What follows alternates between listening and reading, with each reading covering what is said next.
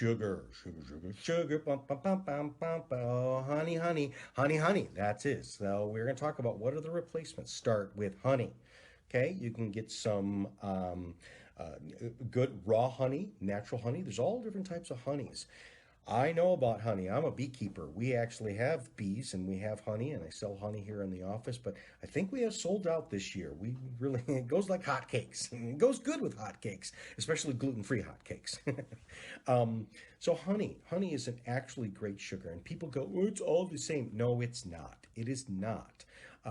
Then we can get into maple syrup. Maple syrup has a lot of minerals. It's so full. What is maple syrup? It's tree water. Tree water that's boiled down in the sugar, but it's full of minerals. It's so good. We can also get into what's called agave. Agave. Now, some people don't do very well on agave, but you don't know until you try. Now, these are the straight sugars.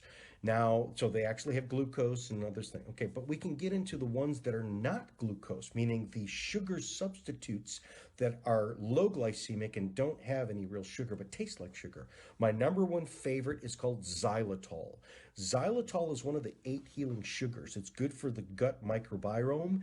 Xylitol has been used in the dental industry. They make gum, they make toothpaste because it's been shown to kill the caries dental infection, meaning what makes cavities is these bacteria, these yeast bacteria, these little living life forms that feed off of the sugars.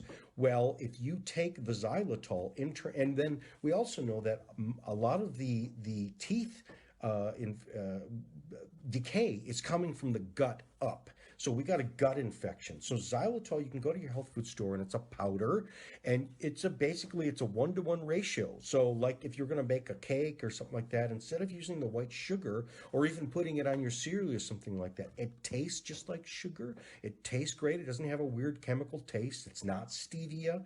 Um, doesn't have any bitterness to it. It tastes great, but it's also very healing for the gut, and it will then stop the addictions. It will break the addictions. So you got people that have, let's say, for instance, opiate addictions and other drug addictions.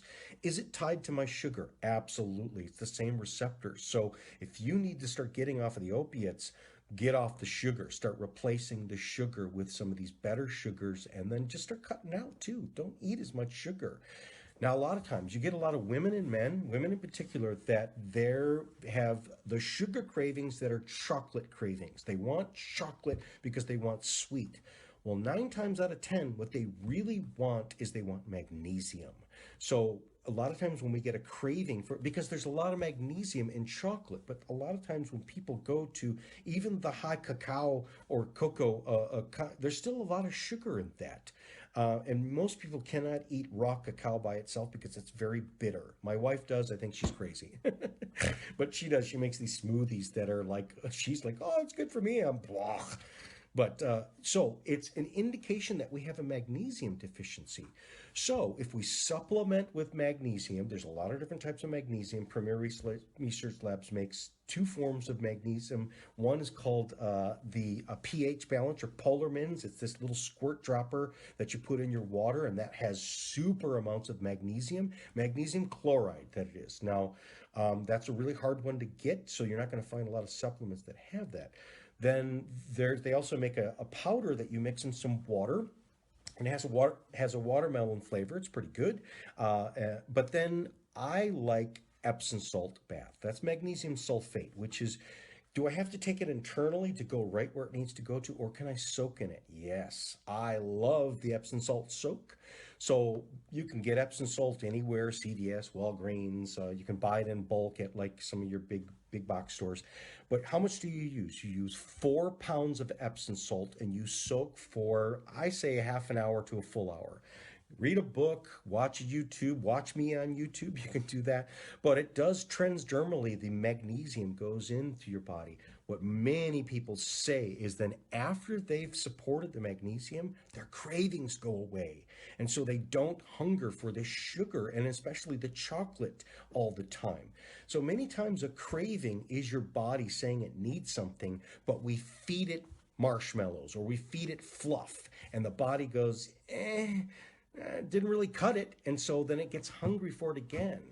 There's many people that are obese that are actually very malnourished. They just keep feeding it styrofoam, and the body goes, no, I need more, but you never get it. So it's all about macronutrients, real food. You can't fake it till you make it. You have to do it genuinely. So these are some great ideas about what do we do to really heal ourselves, and that's what it's all about. Is the internal healing. If you want to look good on the outside, you can't fake it. It's got to be genuine from the inside. But if you